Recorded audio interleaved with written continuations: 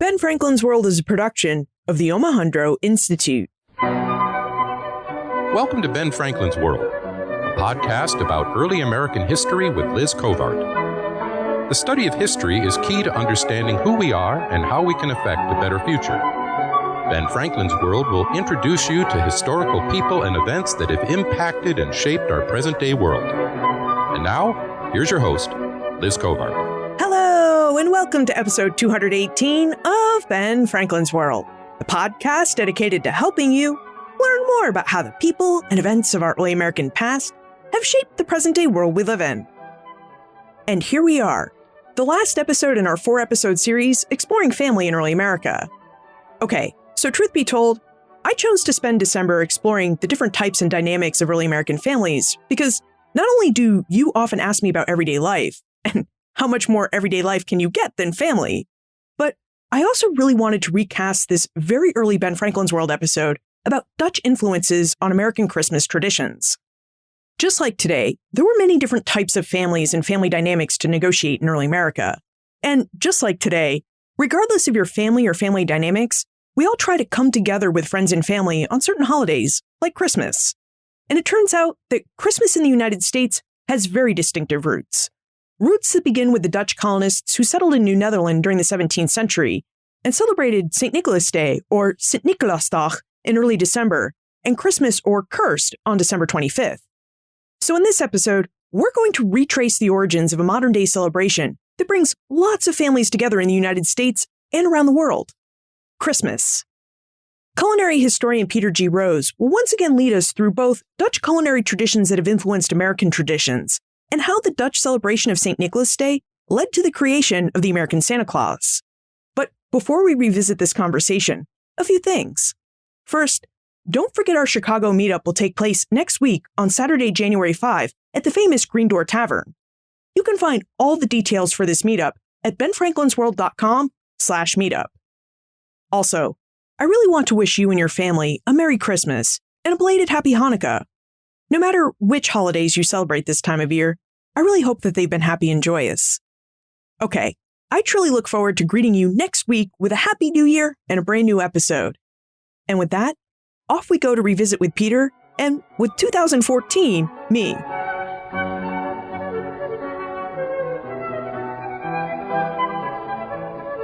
Joining us today is Peter G. Rose, a food writer and culinary historian of Dutch foodways in North America. Peter has published 9 books and many articles about the influence of Dutch food in North America.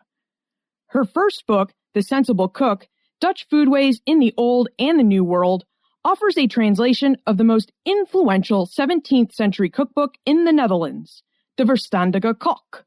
Her most recent book, Delicious December, How the Dutch Brought Us Santa, Presents, and Treats, discusses the Dutch tradition of St. Nicholas's Day and how that tradition influenced the birth of the American Santa Claus. But fair warning, this book may make you hungry because it also contains many recipes for traditional St. Nicholas Day cookies, cakes, and breads. Welcome to Ben Franklin's World, Peter. Well, thank you, Liz. Now, personally, I'm very excited to have you on the show. I'm a fan of your work. I've read at least 2 of your books and many of your articles, and I have found them to be very helpful in my work on the study of early Albany, New York. But they have had the byproduct of I'll be reading them in the library, and then all of a sudden I get really hungry for cookies or stroopwafels or something else that you might be talking about. You're not the only one. So before we do... I'm sorry? Well, I was going to say, you're not the only one, and when I give talks, I know that after 45 minutes, people start to sort of stretch their neck to see what kind of cookies will come once I stop. So getting hungry when someone is talking about food is apparently inevitable. Yeah, it must be a real professional hazard as a food historian not to go to the refrigerator all the time. Yes, but we try to avoid it. So before we dive into the influence of Dutch food in North America and how the Dutch brought us Santa presents and treats, would you tell us a bit about yourself and how you became interested in the influence of Dutch food in North America? I am an official immigrant. I had a green card for a period of time and then became an American citizen and started a job with a local paper, writing a family food column. And that paper went out of business, was picked up by a larger one, and eventually I worked for the Gannett newspaper chain, or some people say Gannett. And I worked for them for 22 years as a food columnist. And then, of course, we're in the Hudson Valley, so I started looking into the Dutch influence, which, if you concentrate on it for a moment, there are so many Dutch place names and places, and of course, historic houses. So I started wondering, what Dutch dish can I still eat here? And I was very lucky. Historic Hudson Valley had a second edition of the Verstandige Kok. And they suggested I translate it into English. And between that work and the book then coming out, I had learned so much about Dutch cooking itself that I really didn't know, and how it was brought here. And wow. That's really what started it all. And is the Historic Hudson Valley, is that the historical organization in Sleepy Hollow, New York? Correct, yes. Mm-hmm.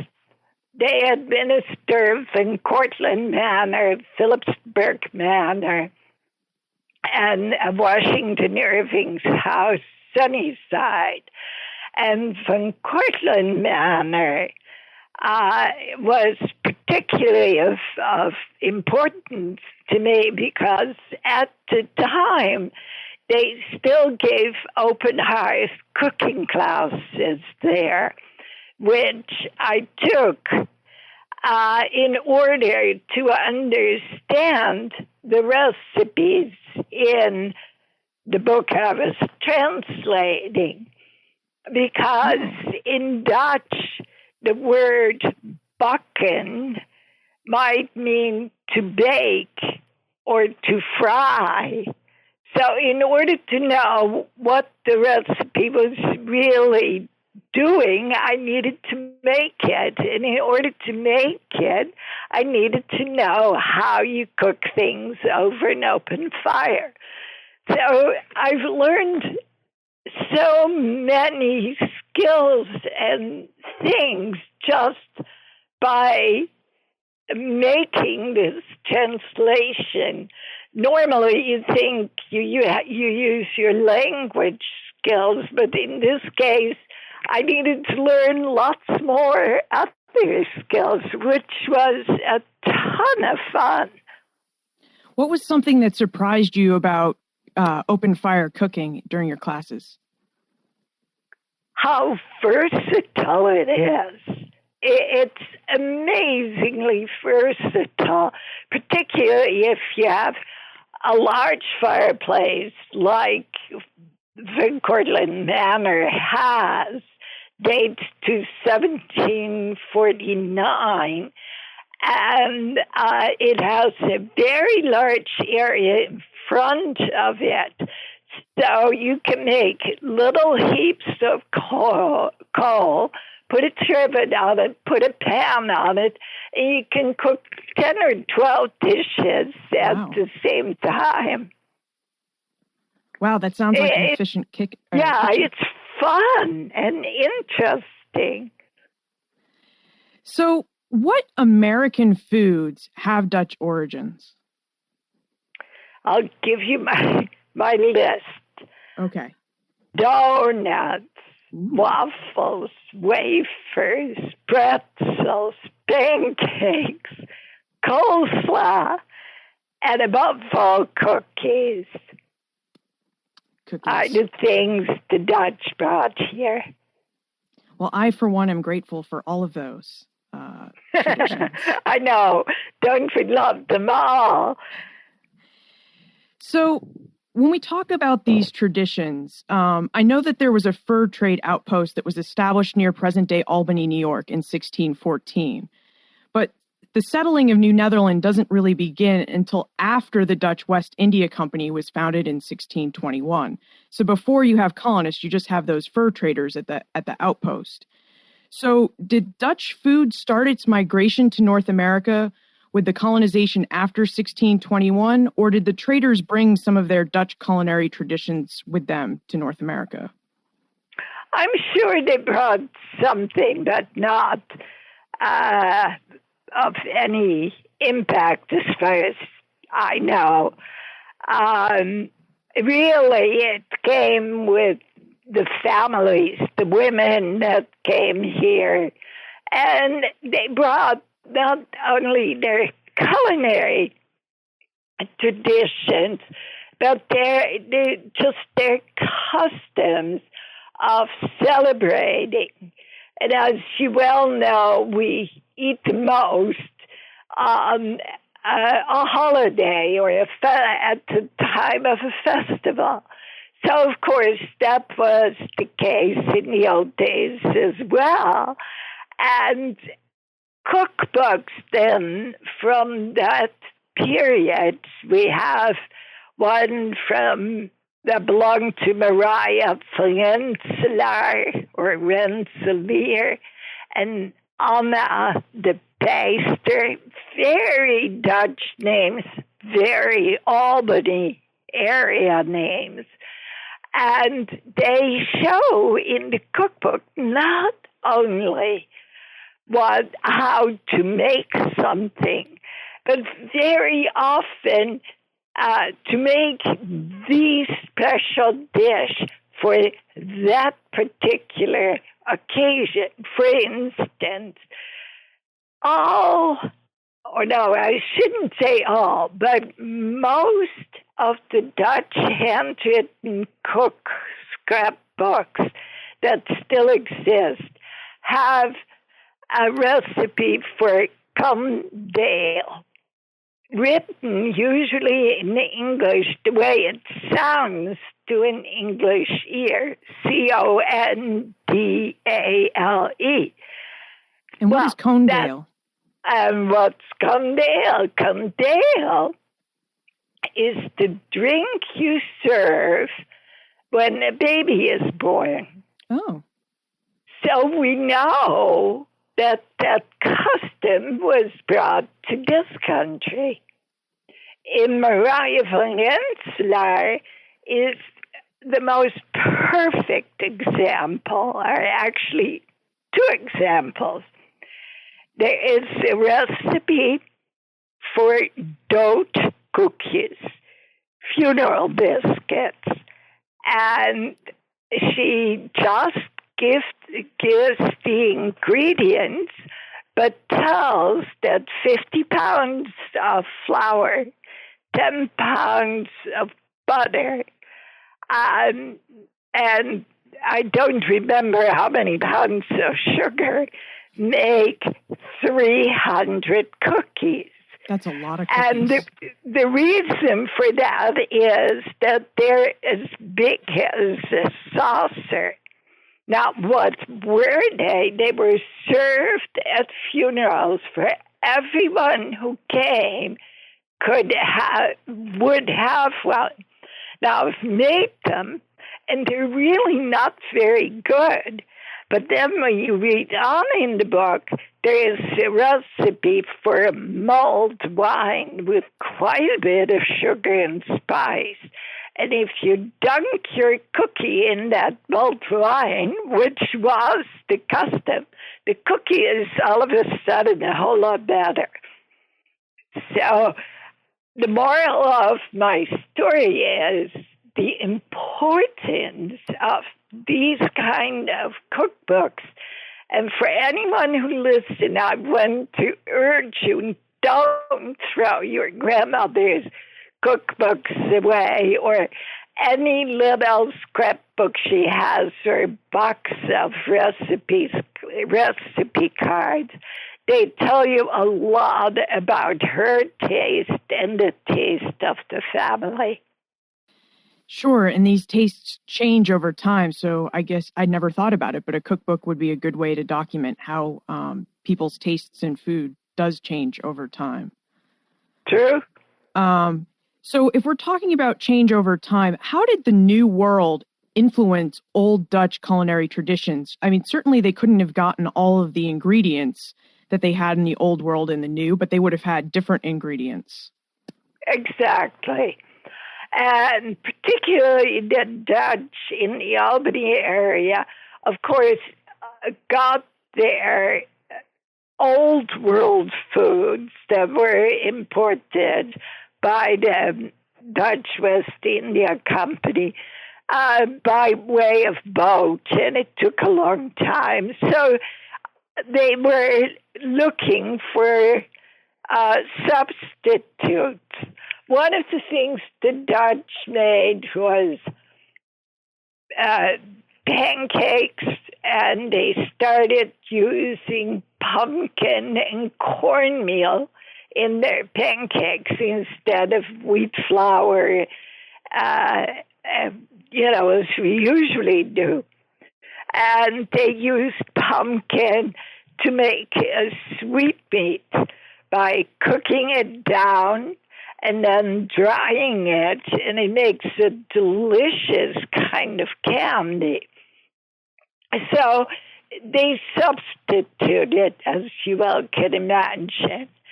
They also adopted what the American Indians ate, and that is particularly in the northern trading area, the Dutch dealt with the Mohawk.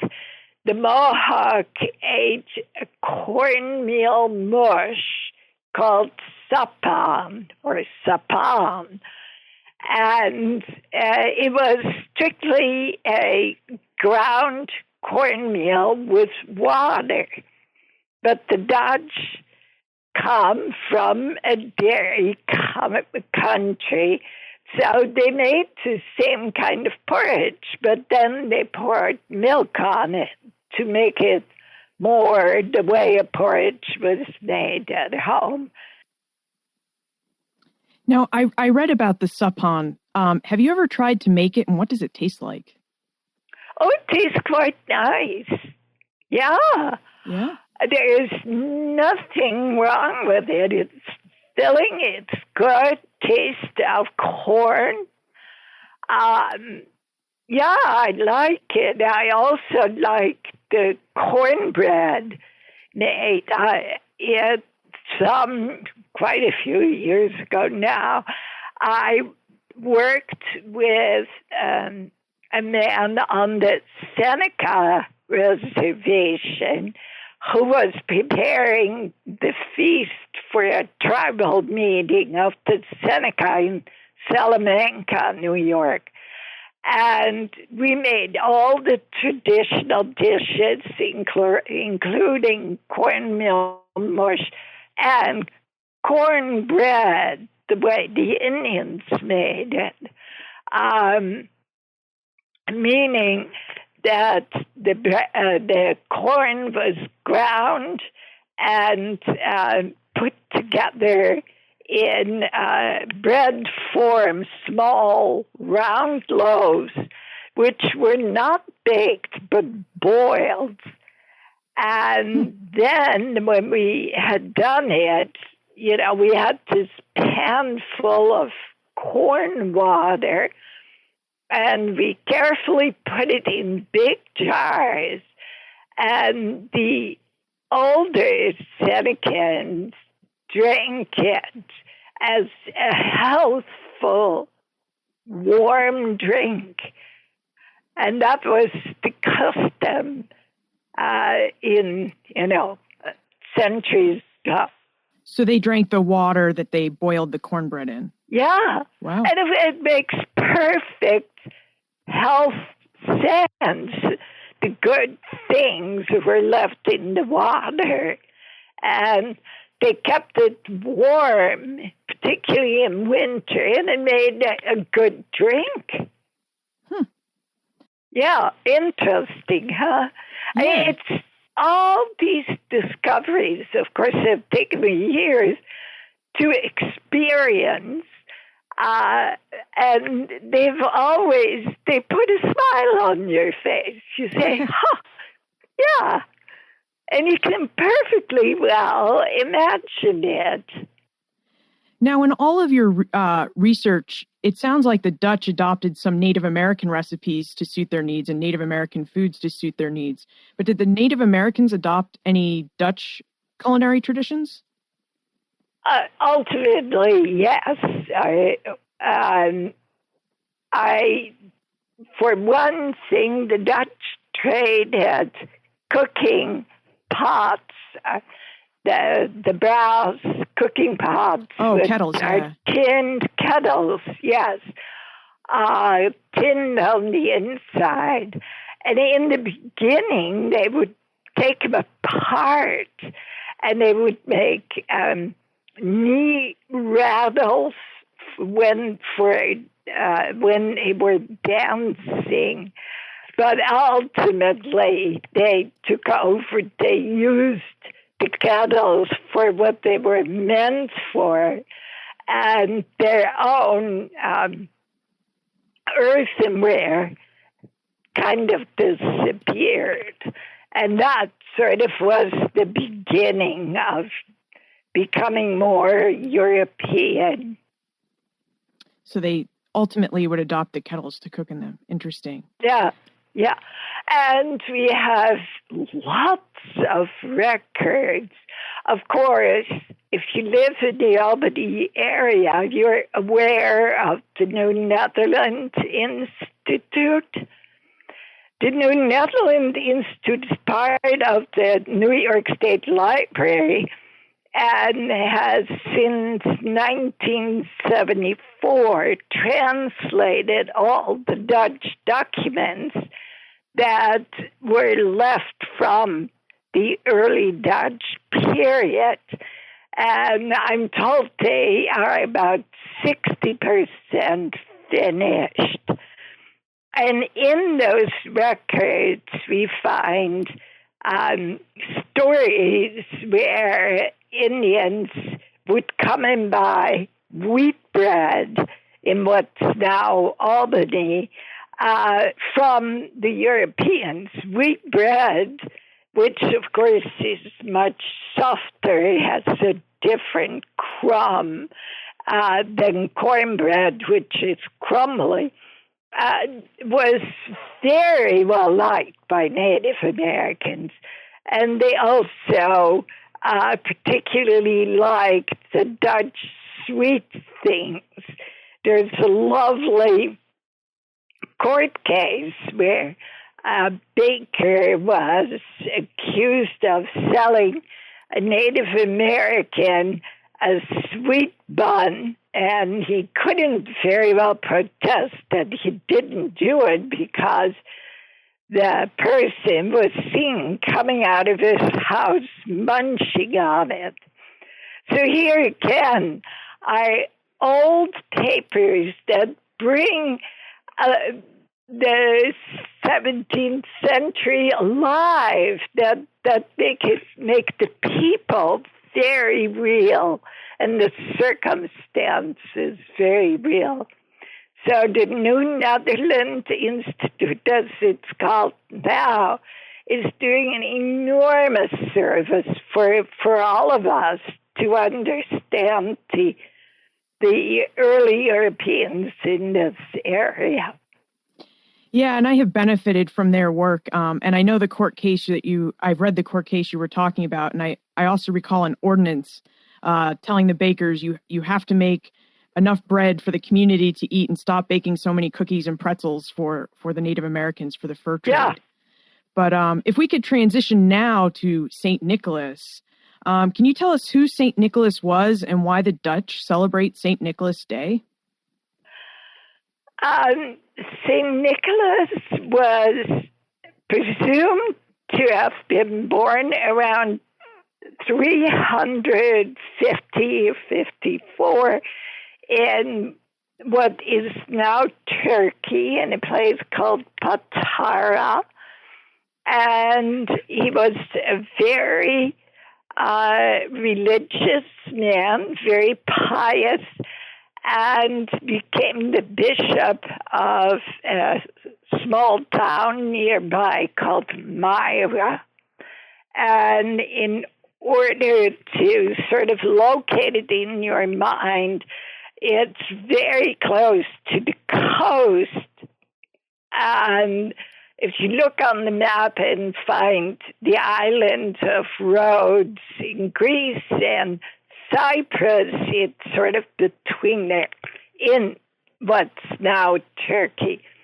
He was a pious man and had many miracles, and particularly miracles to do with sailors, saving them from, with storms and so forth. And it was the sailors who spread his fame all along the seacoast, including, and his fame was spread to the lowlands, as well as Russia, and as well as then South Germany and France. And the Dutch, being big sailors and really having earned their fortune from their exploits, from their traveling and building boats and so forth, of course, adopted him as their particular saint. Now, his St. Nicholas Day was already known in the Roman calendar as December 6th. So that's generally called St. Nicholas Day. However, the Dutch celebrated always on the eve of the Saint's Day. So they'd and by the way, a 5th. Saint's Day is not the Saint's day of birth, but it's the day he died and presumably went to heaven.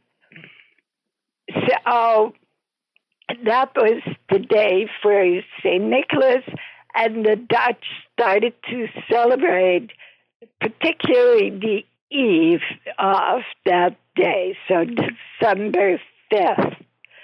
At first, it was a day or an event for children only. Children would get presents if they had been good. That's always the story.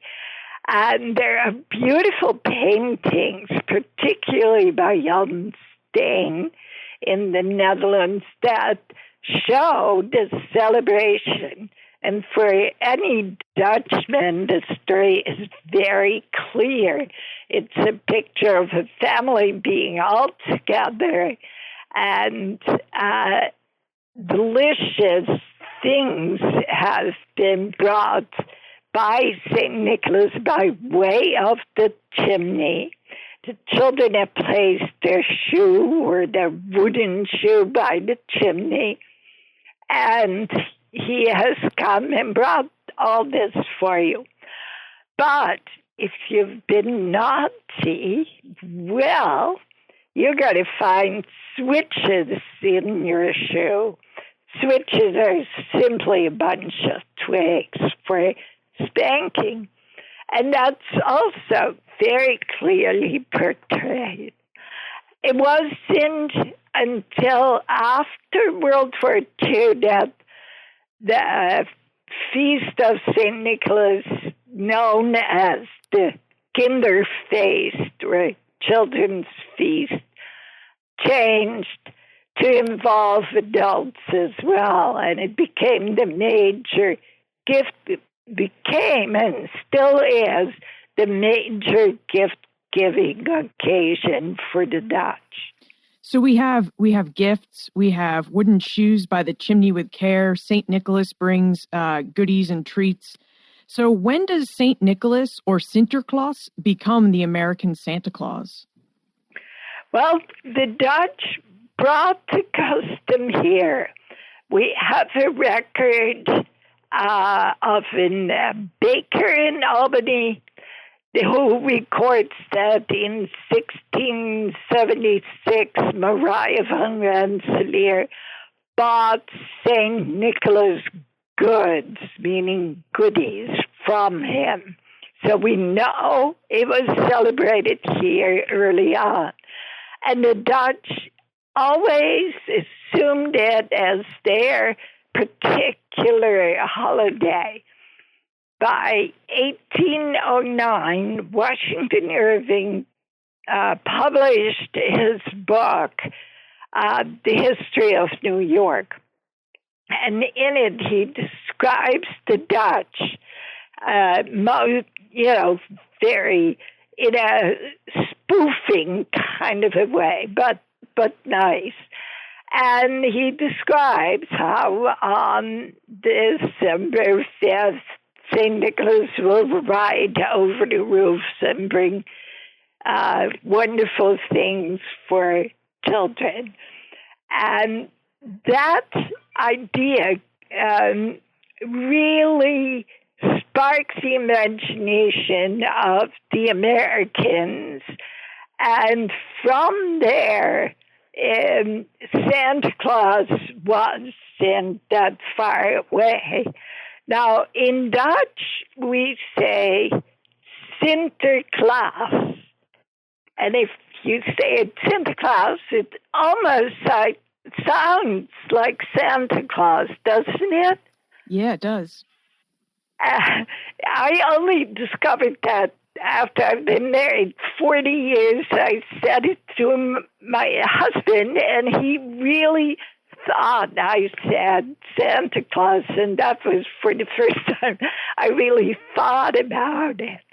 But anyway, Washington Irving started it, and then pretty soon, of course, Clement Moore's poem was very influential, and ultimately illustrators started adding pictures and adding things to it, including the North Pole and all of that.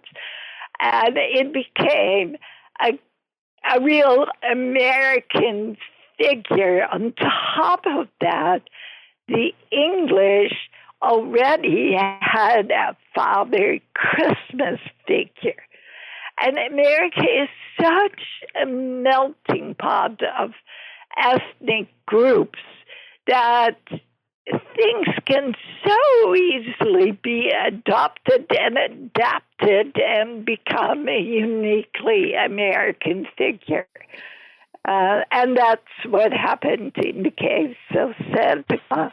The American Santa Claus is a combination of Dutch Sinterklaas and St. Nicholas there and the English Father Christmas.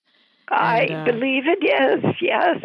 And Washington Irving, he was a rock star of his day, so I guess I'm not surprised that in his novel Diedrich Knickerbocker's History of New York, which is a spoof on making fun of old Dutch traditions, I guess I'm not surprised that he would have brought that, caused that tradition to begin. Exactly. I appreciate your time. We've been talking for a while. We've already run a little bit over. But before we go, I'd like to just take a few minutes, if you don't mind, so we can do the time warp. And the time warp is our fun segment of the show where we ask you a hypothetical history question about what might have happened if something had occurred differently or if someone had acted differently. Are you ready? Okay.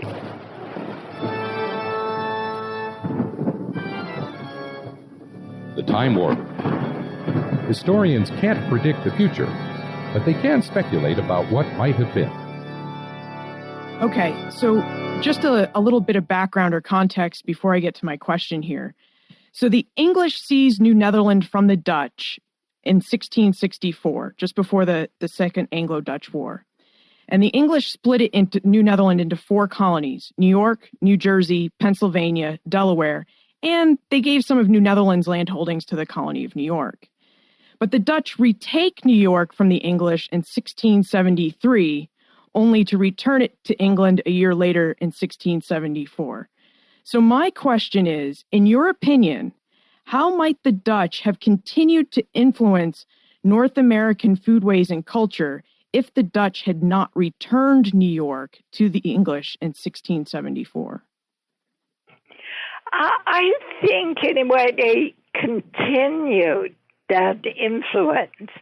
Maybe not as strongly if they had retained the area, but there were still so many Dutch or people of Dutch descent here that who had by now made money and owned land. So they were the influential class and still in some ways retained their Dutchness, or at least their Dutch customs. And I'm sure their influence would have been much stronger if they had retained their power here. But I think they still influenced the American kitchen even in the 19th century, if only by the custom of New Year's visiting. So I can't say that it would have been that much stronger, because it was already an amalgam of cultures. And you're referring, of course, to the 19th century migration of, there was a big 19th century migration of Dutch people to the Midwest. So Holland, Michigan is a relic of that migration. Now, exactly. Before we conclude, what research project are you working on now? Do you have a research project? Right this minute, not, but right now I'm very busy with giving talks about St. Nicholas and the new book. But I have started to look into the Holland Land Company and what they brought to New York other than money. And the Holland Land Company, that's the late 18th century, so late 1700s and into the 19th century? Right. Yep. Exactly, yeah. 1792, I think, is sort of the beginning of it. And it ran through until after the Erie Canal was finished. So probably the 1850s. Wow. So where's the best place for people to look for more information about you and your work, or how to get in contact with you? How kind of you. My website, the www, PeterRose, one word, .com. Great. And I will include a link to that in the show notes. Well, thank you very much for joining us today, Peter. Thank you for your time. Thank you. Well, I don't know about you, but that conversation has left me hungry. It has also left me grateful to the Dutch colonists who brought so many delicious baked goods to North America. I am also grateful to Washington Irving, the man who inspired Americans to adapt the Dutch Santa Claus, or St. Nicholas, to fit their cultural needs. I enjoy Christmas, and part of my enjoyment comes from the image of and inspiration provided by Santa Claus. You can find more information about Peter, her new book, Delicious December, plus everything we talked about today on the show notes page for this episode, which you'll find at benfranklinsworld.com/009. And if you can find time during this busy holiday season to rate and review Ben Franklin's World, I'd really appreciate it. You can rate and review this show on iTunes or Stitcher. Your ratings will help us keep Ben Franklin's World visible and findable for other history lovers who are not yet aware of our show. So they're really important. And if you give Ben Franklin's World a 5-star rating and leave a review, I'll be sure to mention your name in an upcoming episode as a small way to say thank you. To rate and review Ben Franklin's World, a podcast about early American history, just visit benfranklinsworld.com/iTunes or benfranklinsworld.com/Stitcher. And finally, if you have any questions, comments, or you just want to talk about history or the show, please send me an email to liz@benfranklinsworld.com or tweet me @LizCovart. Have happy holidays, everyone. And remember, never leave till tomorrow that which you can do today.